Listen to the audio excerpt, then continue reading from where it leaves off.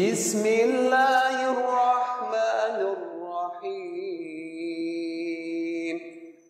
Assalamualaikum warahmatullahi wabarakatuh. Alhamdulillah, salatu wassalamu ala rasulillah, amma ba'd. Bagaimana kabarnya Bapak Ibu sekalian? Malam direkam gitu Pak. Alhamdulillah. Mudah-mudahan nanti ada royaltinya. Baik Bapak Ibu yang dirahmati Allah Subhanahu wa taala. Terakhir saya nggak pakai mukadimah karena tadi sudah ya Pak. Karena mukadimah nanti waktunya cepat habis. Terakhir kita telah membahas tentang tafsir surah Al-Fatihah dan umul kitab Sab'ul Masani, 7 ayat yang berulang-ulang.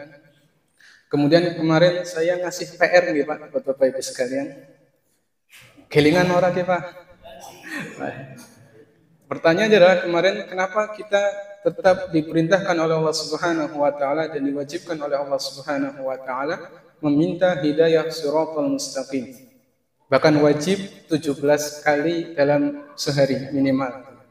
Oh iya, kemutan. Maklum ya Pak, udah semakin tua itu semakin banyak urusannya. Jawabannya sudah ketemu belum Pak? Jawabannya adalah karena hidayah yang Allah Subhanahu wa taala berikan kepada kita itu ada dua macam. Yaitu pertama hidayah ilmu dan hidayah taufik. Hidayah ilmu adalah hidayah yang Allah Subhanahu wa taala berikan kepada seseorang melalui perantara dia hadir ke majelis ilmu, menuntut ilmu, nonton YouTube, nontonnya kajian, bukan nonton koplo ya Pak ya. Nonton TikTok juga nontonnya potongan kajian. Ada Gus Baha, Ustaz Abdul Somad, Ustaz Adi Hidayat, Gus Miftah orang diajak. Nah, itu adalah hidayah ilmu yang kita dapatkan dari kita menghadiri majelis ilmu. Sebagaimana Allah Subhanahu wa taala firmankan dalam Quran surat Asy-Syura, "Wa innaka latahdi ila shiratin mustaqim." Wahai engkau Muhammad, sesungguhnya engkau dapat memberikan hidayah pada shiratal mustaqim. Nah, kemarin saya belum menjelaskan tentang shiratal mustaqim. Shiratal mustaqim yang kita minta yaitu adalah shiratal ladzina an'amta 'alaihim. Itu jalan yang engkau berikan nikmat. Mungkin Bapak Ibu pernah dengar tafsirnya adalah tafsir Al-Quran bil Quran. Tafsir Al-Quran dengan Al-Quran ayat lainnya. Nah, dalam surat Al-Fatihah ini ditafsirkan dengan menggunakan surat perempuan-perempuan Pak. Perempuan-perempuan. Apa suratnya Pak? Surat An-Nisa. Kalau Bapak di rumah itu cuma punya satu, itu namanya mar'atun. Mar'ah. Itu dari kata ro'aya ro'. Ro'a itu artinya melihat. Mar'ah itu artinya apa? Tempat melihat. Jadi mandeng sing halal itu mandeng bojone Pak. Ya, bojone kurang aja dipoles sitik. Makanya bahasa Arabnya cermin apa Pak? Cermin mir'atun. Itu alat untuk melihat, untuk ngaca. Dalam surat An-Nisa ayat 69 sebutkan wa may yuti'illah wa rasulahu fa ulaika ma'al ladzina an'ama Allahu 'alaihim. Nah di sini orang yang mentaati Allah dan Rasulnya maka dia bersama orang-orang yang Allah berikan nikmat. Siapa? Minan nabiyyin, para nabi, was-siddiqin, orang-orang yang jujur keimanannya, wasyuhada, was-salihin. Ustaz salihin. Orang-orang solih, orang yang mati syahid dan orang-orang solih. Wa hasuna ulaika rafiqa, dan mereka adalah sebaik-baik teman.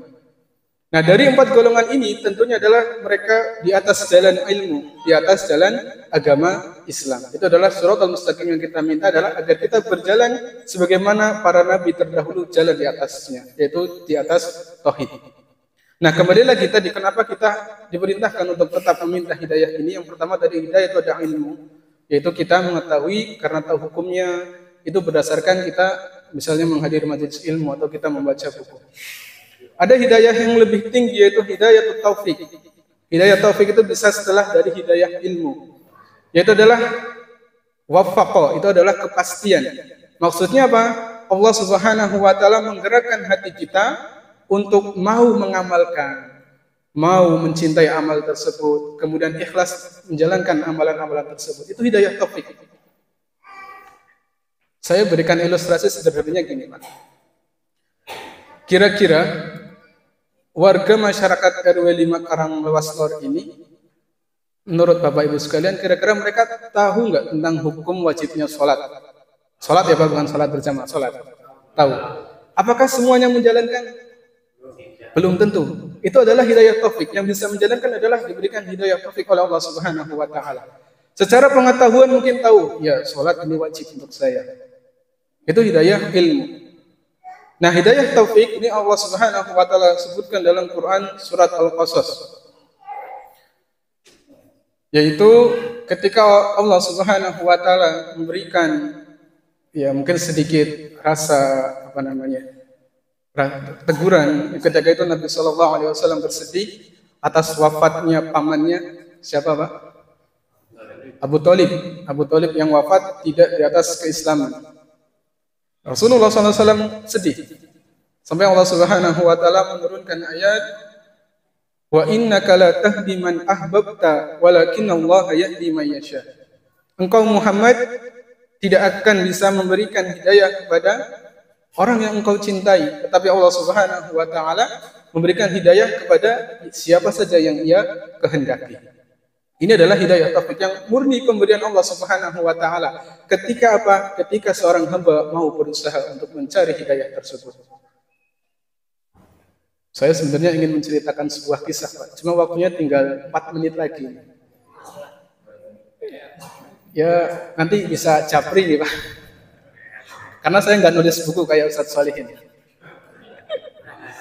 Jadi saya langsung ke materi selanjutnya. Dan kedua hidayah ini, baik hidayah ilmu ataupun hidayah taufik, ini kita bisa upayakan. Beda dengan mukjizat. Mukjizat itu kita tidak bisa upayakan. Beda nabi, kenabian atau nubuah itu tidak bisa kita usahakan. Ada orang misalnya, wah, kenapa bertapa di kali? Saya pengen jadi nabi misalnya. Nunggu wahyu dari malaikat Jibril. Nggak bisa itu. Tapi kalau hidayah taufik kita bisa melaksanakan amal soleh dan istiqomah di atasnya, ini bisa diupayakan. Nah, sebagaimana dalam riwayat sebuah hadis diriwayatkan dari Ali bin Abi Thalib radhiyallahu anhu, kunna ma'a Rasulillah sallallahu alaihi wasallam fi janazah. Dahulu kami bersama Rasulullah dalam sebuah acara pemakaman. Fa akhadha syai'an fayankusu bihi al-ardh. Rasulullah itu mengambil sebuah kayu kemudian memukul-mukulkannya di atas tanah. Kemudian faqala Rasulullah sallallahu alaihi wasallam bersabda, "Inna min ahadikum wa qad qudiba maq'adahu minan nar au inna min ahadikum wa qad qudiba maq'adahu fin nar au fil jannah." Tidaklah salah seorang di antara kalian sudah ditetapkan tempatnya di neraka atau di surga. Jenengan nek mireng hadis niki mandeg sekang kene kira-kira pripun, Pak? Ngeri mboten? Kula panjenengan sami pun ditetapna ke bakalan ning neraka, bakalan ning surga. Ngeri. Tapi belum selesai hadisnya di sini. Kemarin juga kan disinggung tuh di hadis arba'in juga safiyun au sa'idun itu kan sudah ditentukan juga. Nah, kemudian para sahabat merasa heran. Faqalu ya Rasulullah, wahai Rasulullah, afala nattakilu ala kitabina wa nada'ul amal. Kalau demikian kita bertawakal saja ya Rasulullah terhadap catatan amal kita dan meninggalkan amal kita. Allah, jawab Rasulullah SAW, tidak. I'malu fakullun muyassarun lima khuliqalah. Tetaplah beramal. Artinya apa di sini, Pak? Paksakan diri kita untuk beramal. I'malu dengan menggunakan fi'il amr.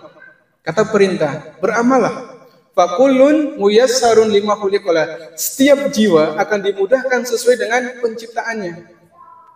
Maka ini menjadi renungan untuk kita. Kalau selama ini kita berat untuk melaksanakan amalan-amalan dari surga, jangan-jangan catatan kita termasuk penghuni neraka.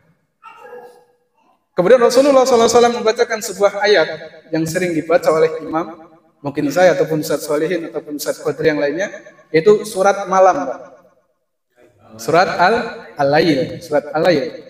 Dalam di ayat yang kelima sampai dengan ke-8. Kalau kata Ustadz Hidayat, posisinya sebelah kanan, tengah lah, di tengah. Fa amma man a'ta wattaqa wa saddaqa bil husna fasanuyassiruhu lil yusra. Adapun orang-orang yang memberi dan bertakwa dan membenarkan wasadaqa bil husna dan membenarkan pahala yang terbaik yaitu surga. Dalam riwayat lain al-husna adalah kalimat tauhid la ilaha illallah. Kemudian fasanu yassiruhu lil yusra, maka akan kami berikan baginya jalan kemudahan. Nah, Rasulullah SAW menyebutkan di sini artinya apa?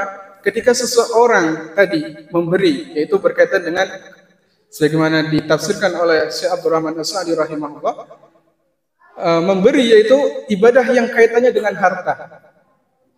Zakat yang terdekat nih Pak, zakat fitrah yang punya kelebihan zakat mal mencapai nisab, zakat mal, nafkah para bapak di sini wajib mencari nafkah, itu ibadah kaitan dengan harta.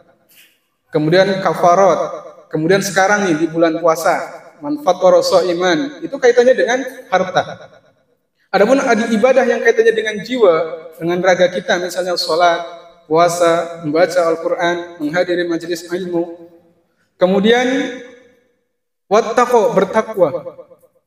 Definisi takwa yang masyhur mungkin di antara kita adalah definisi yang disebutkan oleh Ali bin Abi Thalib radhiyallahu anhu, yaitu al-khaufu minal jalil, takut kepada Allah yang Maha Agung, wal amalu bitanzil, yaitu beramal dengan apa yang diturunkan, wal qana'atu bil qalil, dan menerima dengan pemberian yang sedikit, wal isti'dadu liyaumir rahil, dan mempersiapkan diri untuk hari akhir. Maka apa? Orang yang melakukan hal ini yaitu bersedekah, ibadah harta, ibadah jiwa, dan bertakwa, dan membenarkan pahala terbaik, wasadaqa bil husna, apa balasan Allah Subhanahu wa taala, fasanu yassiruhu lil yusra, maka akan dimudahkan. Artinya apa Pak di sini Bapak Ibu sekalian? Namanya hidayah itu harus kita upayakan, bukan nunggu.